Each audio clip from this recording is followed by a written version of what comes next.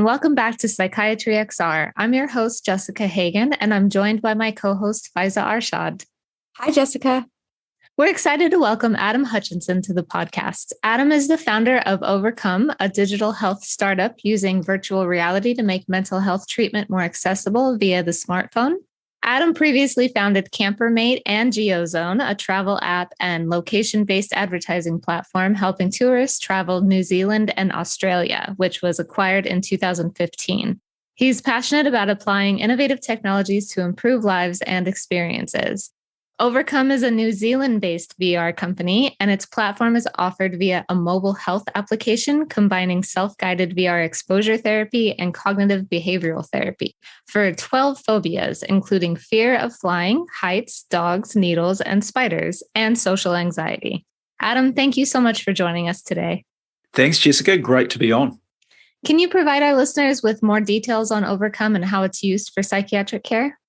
Yeah, sure. I mean, our big goal is to make mental health treatment more accessible. And so very early on, I did a lot of research to understand why do 80% of people that have these specific disorders not get treatment? And I quickly learned that cost is a significant factor. Stigma is a significant factor. Also location, as well as just there being a lack of trained psychologists. So first and foremost, started with that issue, that problem of 80% of people with these disorders don't get treatment. And it's for those reasons. So right from the start, it was about identifying and creating a solution that would sort of fit to that and plug those reasons why people don't get treatment. So that's why we specifically target the smartphone. So it does mean that if someone has a fear of flying, they can download the smartphone app to their device while they're at home. We send them one of our headsets. They put the smartphone into it, and then they can start their virtual reality exposure therapy for their fear of flying. And so these environments that we have predominantly filmed, we also use some animation as well. They are environments that take someone end to end, in this example of fear of flying, from turning up to the car park, when they're about to take a flight. And it's sort of building that anxiety, but at the same time, it's teaching them the skills and the techniques that they need to be able to manage that anxiety. So it's sort of using virtual reality to create these environments that they have been avoiding. And it takes them through this hierarchy in a really safe and convenient way. And so really started with that problem and then molded the solution around that. And you've really focused a great deal of your efforts on ensuring that the experiences are scientifically proven to be effective. Can you tell us which institutions you work with and how the clinical trials have played out and what the results of those trials have been? Sure. So right from day one, we really wanted to be a startup that while we release a treatment, we want to clinically prove it. We want to give people the confidence that if they start this journey with us, that there's going to be some degree of confidence that it's going to have an effect. So very early on, we partnered with the University of Otago here in New Zealand to conduct clinical trials for every single treatment that we do. And while we've started with phobias, we're just about to do our clinical trial for social anxiety. We're building more programs around other anxiety disorders. And for every treatment that we offer, we will do a clinical trial. And again, it's just proving that what we are doing works for people so that they have that confidence to be able to start this journey and have the result that they need. So University of Otago has been pivotal to our startup. They've supported us in terms of bringing in this efficacy, and we conduct these trials with every treatment that we do. So really exciting that they've come on board and that we've got this roadmap ahead of us. And that's very important because a lot of digital health applications that are available on the market, it's difficult for a lot of them to even undergo clinical trials. So that's really different that you're really standing out in that regard and ensuring that your program is doing what it's supposed to be doing. Yeah, I mean, there was a report that came out recently, and I think it was around 86% of mental health apps, don't choose to do clinical trials. And we really didn't want to be in that camp. We wanted to be able to give people that sense of proof and efficacy. I came up with the idea during the first lockdown in New Zealand, which was in April 2020. And at that time, New Zealand government had a pretty ring-fenced approach, meaning that, we weren't letting anyone in. We'd sort of locked out this threat of COVID, and we were to some extent able to conduct life as per normal. And what that meant is that we were able to conduct research, clinical trials within New Zealand. So we were able to move pretty fast on that and continue to do this first clinical trial, which we published around sort of 2 months ago now. So that meant that we were able to sort of be working on this product, but at the same time be working towards this clinical trial within New Zealand here because we had this ability to do this research. So it's a really pivotal role in our startup.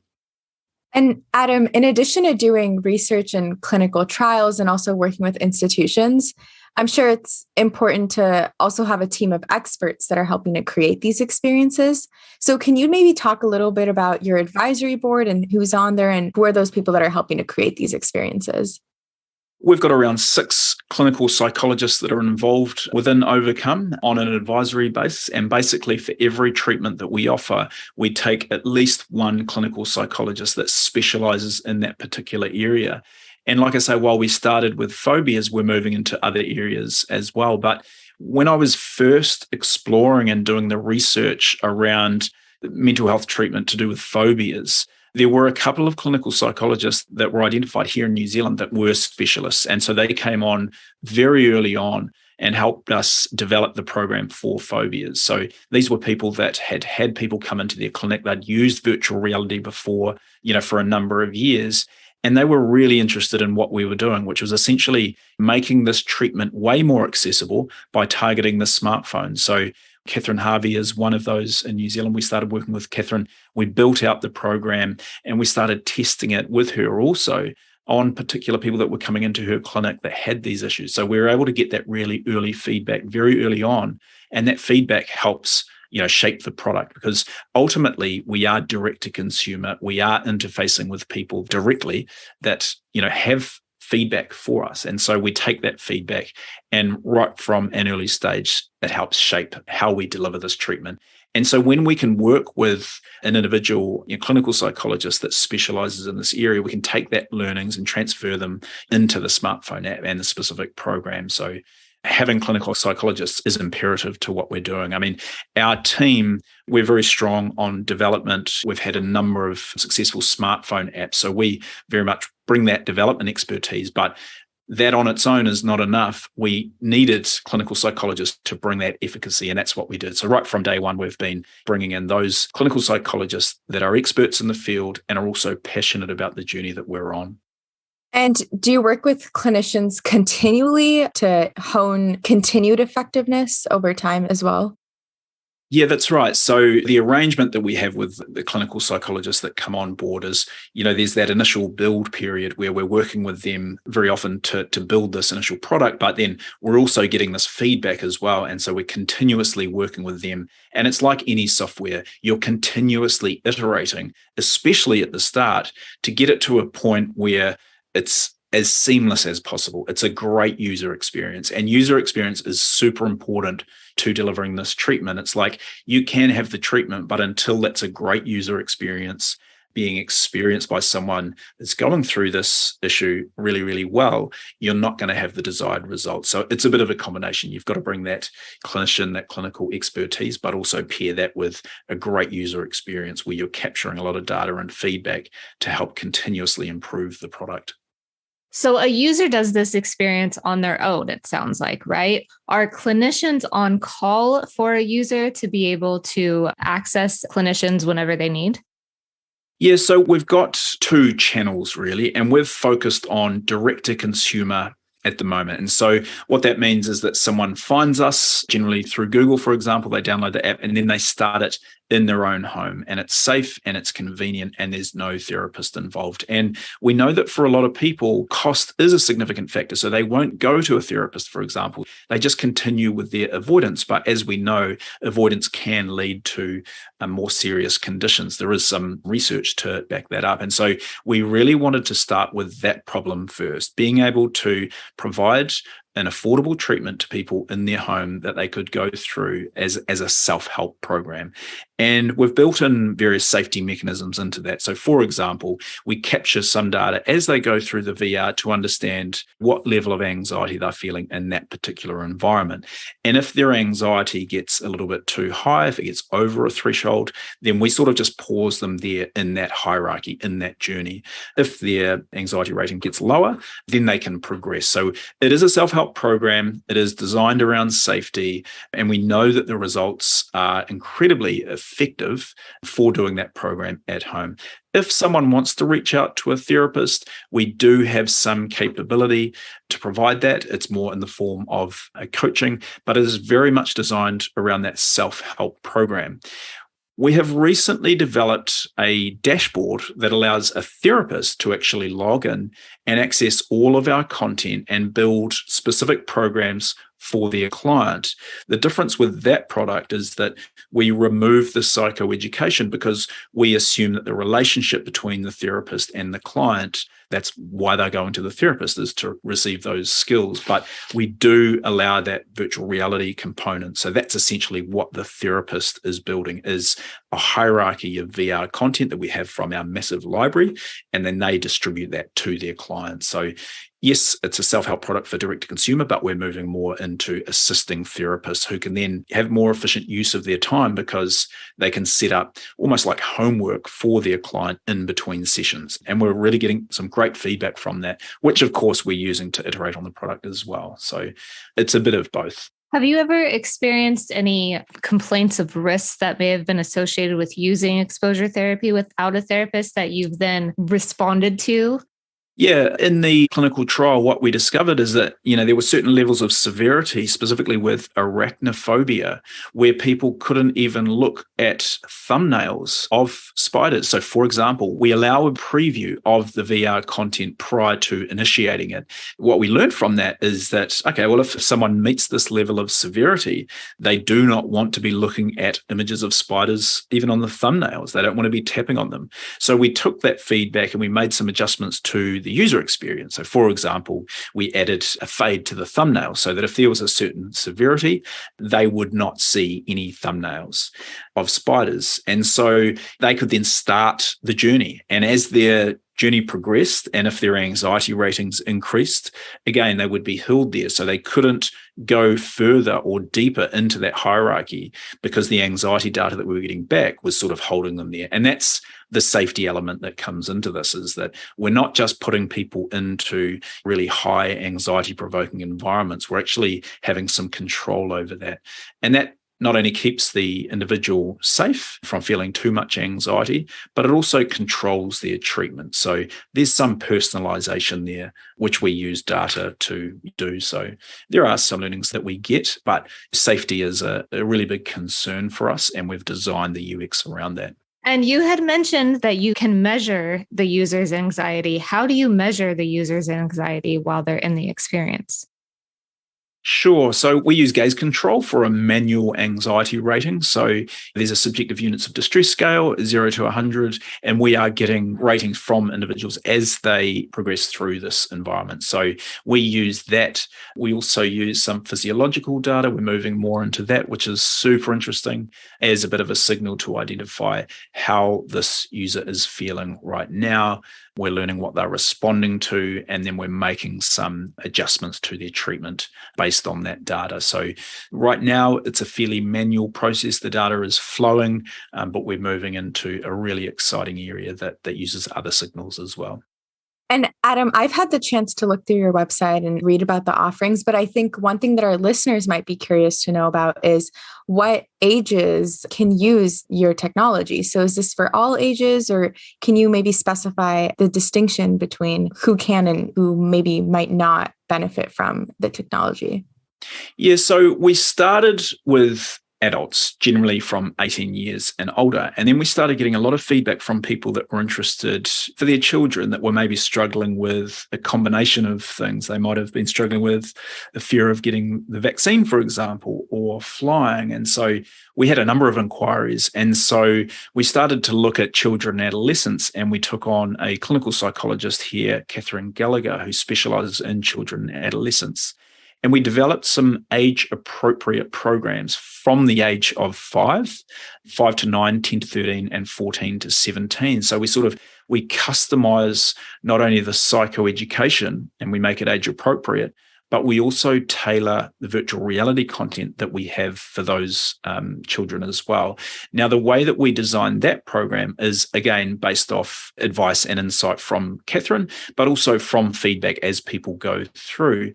And so the program also involves the parent, and that's who generally starts that program first to put them in a really good position to be able to help their child.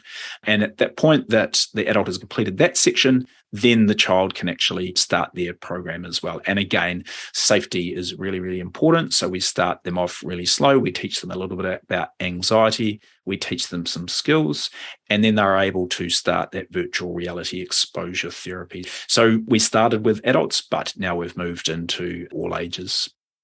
So that addresses the clients, but what about providers? Like, how can psychiatrists test your experiences to see if it's a good fit for their practice? Sure. So with therapists, we allow a free headset. So what that means is that they can come onto our website, they can sign up for the dashboard. If they have an NPI number, then they can get automated free access to the dashboard. That then gives them access to all of our content. So they can start building a program. They can actually build a program for themselves as a way to test it. We send them a free headset, they can give it a go, and at that point, they can then start building for their client as well. So let's say someone is seeing a therapist, they maybe have a fear of flying. As we know, it's really hard to access those in vivo flying experiences because you literally have to go and sit on a plane and have that experience in order to get it in real life. But what the therapist can do is actually pull from our entire library all of these environments that we have filmed, and Air New Zealand came on board and supplied a plane and a crew for us in order to film some of this content. So we have really, really good content. But the therapist can pick and choose from that. They might understand that their client is having a specific issue with boarding a plane, or quite often we see if someone is seated near where the door is closing on an aircraft, that's where they really struggle. So the therapist can pull those environments from all of our content and build a custom hierarchy for their client.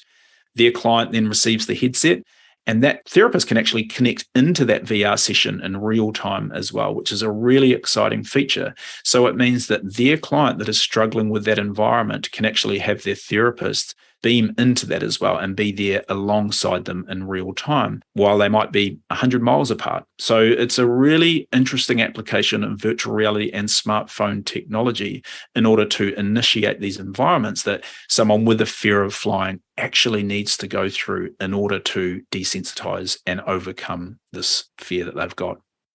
And you send out these branded headsets, right? Yep. Can somebody just use a Google Cardboard instead of having these headsets, or is it specifically made to be most effective with these headsets? They can use another headset, but the problem is that we've essentially tailored the headset to the phone. So there is a process that someone needs to go through in terms of scanning a code, which basically customizes the phone and the experience towards that headset. So it is possible to use another headset, just the experience is not going to be the same. It might be a little bit blurrier. They might not feel the level of immersion. And so for that reason, we want to have some control over the experience. So we know the dimensions that the phone is going to be away from their eyes, for example. And so we've tailored the entire user experience around that. So by including the headset into the program, it sort of allows us that control. So we know that we can deliver the most immersive experience possible to the individual, which is going to mean that they have the best result. And to kind of move forward to the business evolution aspect, you've developed some very valuable partnerships recently. Can you tell me about your partnership with Air New Zealand and how that came about and what you hope it accomplishes? Sure. Yeah. So the Air New Zealand partnership is our first channel partner relationship. We know that there are people that struggle with fear of flying, especially now that we're sort of starting to move back to some form of normality where people are flying again. But for a period of time, people haven't been flying. So all of these people have effectively been avoiding this flying, but now they're really confronted with it. And I think Air New Zealand interface with that a bit. So they have a number of people that have indicated that they're struggling, and when someone goes onto a plane and they have a fear of flying, then they're going to take a lot of time off the cabin crew, for example, because they're having a really difficult time. I don't know if any of you have sat next to anyone that has struggled with a fear of flying, but it's a really tough experience for them. And the cabin crew spend a lot of time with that individual as well. So they're aware of this issue around fear of flying and they're looking for a solution. There are a few solutions out there at the moment, but generally they're expensive. They involve an individual psychologist coming on board a plane with them. And a lot of people just can't afford it. And so with oVRcome, again, what we're doing is just making mental health treatment really, really accessible and affordable. And so we're a really nice option for their customers. So that's a recent agreement that was signed, which is really interesting, the first of many. And it came about from a meeting with their CEO, who was amazing, saw what we were doing, saw that we were going through this clinical trial, waited until we had the results from the clinical trial. And then when the results came through, it was like, okay, well, what can we do? And so this agreement was signed, and it means that we are the sort of solution to help anyone that has indicating that they have a fear of flying. So super exciting partnership for us. I think there's a lot of scope internationally to partner with other airlines as well. And there's a few conversations happening there, but also in other industries as well, where there is an issue to deliver this treatment. And that's where we're focusing at the moment. So we've got a number of opportunities that are really exciting at the moment. Can't talk about them just yet, but we'll let you know as soon as they're underway. But super exciting time for us at the moment. And as someone working really hard to make an impact in Medical XR, where do you hope Medical XR is going to be in 20 years? And what obstacles do you think we need to address to get there? Yeah, I think our big goal is around reducing the hardware requirements in order to access that treatment. This is our big focus, and that's specifically why we target the smartphone. So I guess where I would like to see this going is that we can sort of broaden the reach. We can increase the number of people that can access this treatment that don't require a lot of hardware, a lot of cost in order to access it. Really love the clinical trial, the efficacy of VR at the moment in terms of we're moving into an area where XR is becoming clinically proven. We are able to show that there are results, real results happening in the real world for people. So people that were previously struggling with a particular issue can now have a really valid solution that's been clinically proven that can be accessed without this hardware and get the results that we need. So that's where I sort of see it going, is that reduction of the reliance of hardware in order to access this clinically proven treatment. And keeping that in mind, how do you think oVRcome will pivot or adapt with the changes in hardware options that arise over time?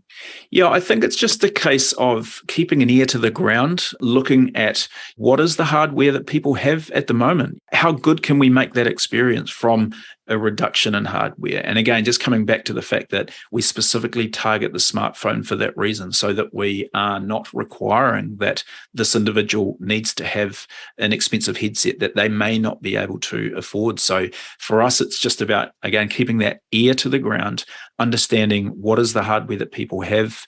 Will we still be using devices? Is that moving into a different area? And where that will be is where oVRcome will focus its energy. So just keeping focused on the fact that some existing hardware is expensive. Not a lot of people have that. We really want to target what people have already and sort of adapt the treatment to work within what they already have. Adam, thank you so much for your time and your insight today. Is there anything else you'd like to share with our listeners? No, just thank you very much for giving oVRcome this exposure. It's really good. We are the startup on the other side of the world. We're doing really, really great work. It's super exciting. We've got a really passionate team. So being able to engage with you guys has been fantastic. We're on a really exciting mission. Our mission is to make mental health treatment more accessible using virtual reality and smartphone technology. And the results that we're seeing at the moment are super exciting. So again, thank you very much for being able to chat to you. This is a really exciting time in our journey. So it's just the case of watch this space over the next few years because we're all super passionate about what we're doing. So thank you. Thank you, Adam. Well, thank you for your time. We really appreciate it. That's it for this episode of Psychiatry XR. We hope you gained a new perspective on using extended reality in healthcare, and thanks for listening. This episode was brought to you by Psychiatry XR, the psychiatry podcast about immersive technology and mental health. For more information about Psychiatry XR, visit our website at psychiatryxr.com. Be sure to subscribe to the podcast and tune in again next month to hear from another guest about XR use in psychiatric care. You can join us monthly on Apple Podcasts, Twitter, Spotify, or wherever you get your podcasts. Psychiatry XR was produced by Dr. Kim Bullock, Faaizah Arshad, and myself, Jessica Hagen. Please note this podcast is distinct from Dr. Bullock's clinical teaching and research roles at Stanford University. The information provided is not medical advice and should not be considered or taken as a replacement for medical advice. This episode was edited by David Bell, and music and audio was produced by Austin Hagen. See you next time.